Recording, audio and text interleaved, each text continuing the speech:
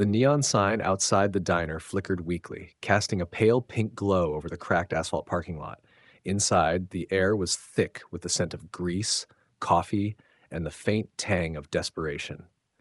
Jane wiped down the counter for what felt like the 100th time that night, her hands raw from the constant scrubbing. The diner was nearly empty, save for a trucker in the corner nursing a cup of black coffee and a couple of teenagers sharing a plate of fries. It was Erica's birthday, and Jane's heart ached with every passing minute. She glanced at the clock above the grill. 8:47 p.m. Erica's party had ended hours ago. Jane had promised herself she'd be there, but the diner's owner, Mr. Grayson, had called her in last minute. "We're short-staffed," he'd said, as if that excused everything. Jane had no choice but to agree. She needed the hours, needed the money. Being a single mother meant sacrifices, but tonight the weight of those sacrifices felt unbearable. Her phone buzzed in her apron pocket. She pulled it out and saw a photo from her sister, Lisa. Erica was grinning ear to ear, her face smeared with chocolate cake, a paper crown perched precariously on her head. Jane's throat tightened. She typed out a quick reply. "Tell her I love her. I'll be home soon." The bell above the door jingled, pulling Jane from her thoughts.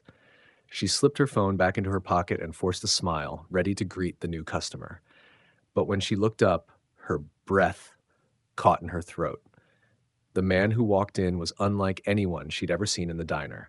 He was tall, with a kind face and warm eyes that seemed to see right through her. He wore a simple baseball cap and a jacket, but there was something about him, an air of quiet confidence, a presence that filled the room. He glanced around, taking in the worn booths and faded wallpaper, before settling his gaze on Jane.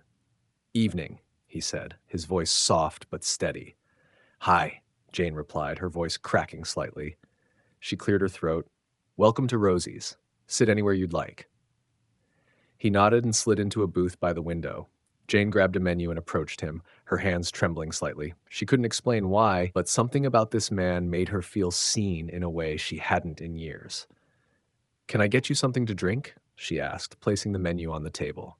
"Just water for now. Thank you," he said, smiling up at her. His eyes crinkled at the corners, and Jane felt a strange sense of comfort wash over her. She fetched his water and returned, setting it down in front of him. "Take your time with the menu.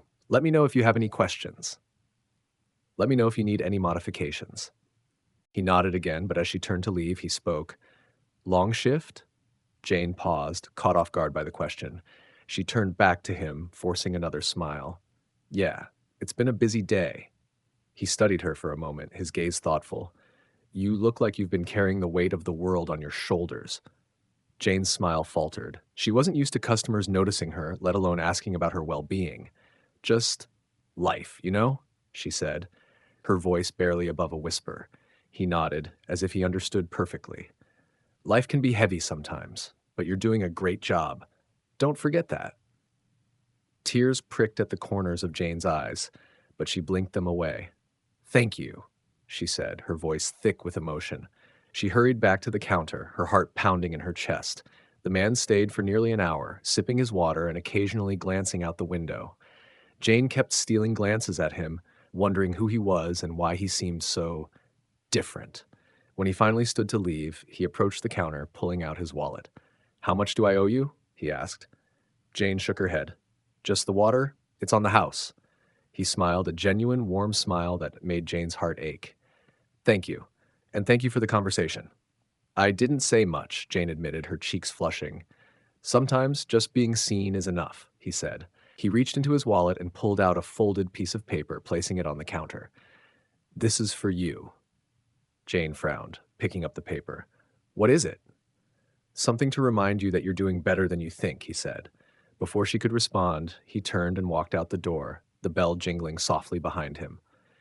Jane stared after him, her mind racing. She unfolded the paper, and her breath caught in her throat. It was a note, written in neat, elegant handwriting. "Dear Jane, life is hard, but you are stronger than you realize. Keep going, not just for yourself, but for Erica. She's lucky to have a mother like you. Remember, even on the darkest days, there is always hope. You are not alone. With admiration, Tom Hanks." Jane's hands trembled as she read the words over and over. Tom Hanks? The Tom Hanks? She looked up. half expecting to see him still standing there, but the diner was empty. Her heart pounded as she flipped the note over and saw a check tucked behind it. Her eyes widened as she counted the zeros. $10,000. Tears streamed down her face as she clutched the note and check to her chest. She couldn't believe it. This couldn't be real, but it was. The kindness of a stranger, no, not a stranger, Tom Hanks, had just changed her life. Jane rushed to the back, grabbing her coat and bag. She told Mr. Grayson she had to leave early, her voice shaking with emotion. He grumbled, but didn't stop her. She ran out into the night, the cool air biting at her cheeks as she hurried to her car. The drive home was a blur. Jane's mind raced with possibilities. She could pay off some bills, maybe even take Erica on a real vacation. But more than that, she felt a renewed sense of hope. For the first time in years, she believed that things could get better. When she walked through the door, Erica was already in bed, but Lisa was waiting for her. "Jane, are you okay?" Lisa asked, concern etched on her face. Jane couldn't speak. She simply handed her sister the note and check. Lisa's eyes widened as she read it. "Oh my God, Jane. This is incredible." Jane nodded, tears streaming down her face. "I can't believe it. I can't believe it." Lisa pulled her into a tight hug. "You deserve this, Jane. You really do." The next few days were a whirlwind. Jane deposited the check, paid off some bills, and even bought Erica a few small gifts to make up for missing her birthday. But the greatest gift was the hope that had been reignited in her heart. She started looking for better job opportunities, determined to create a brighter future for her daughter.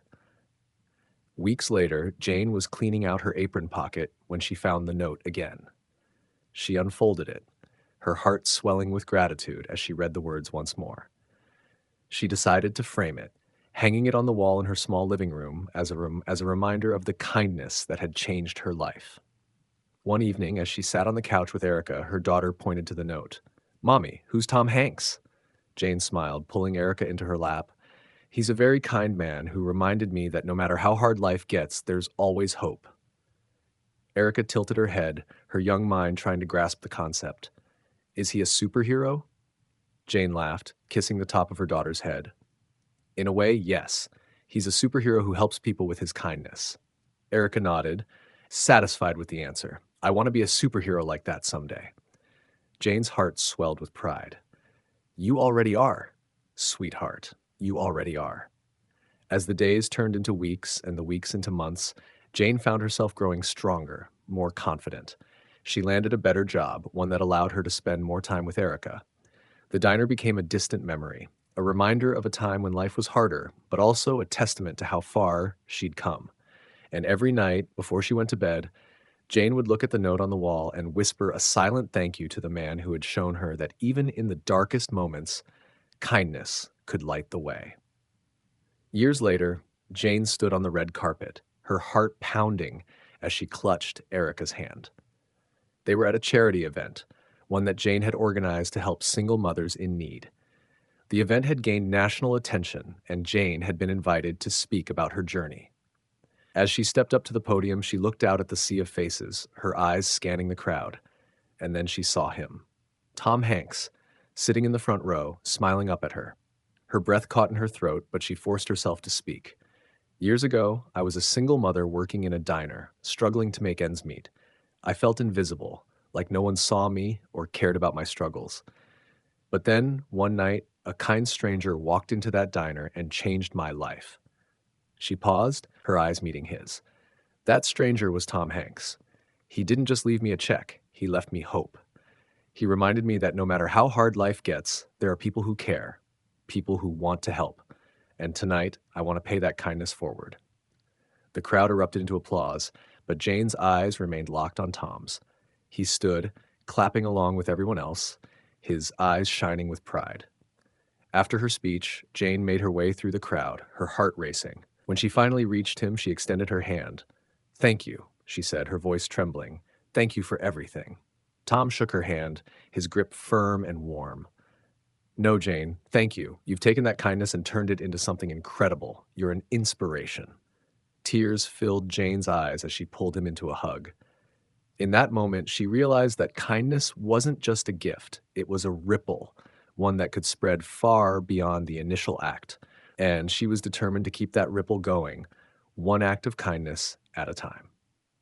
Let me know if you need anything else.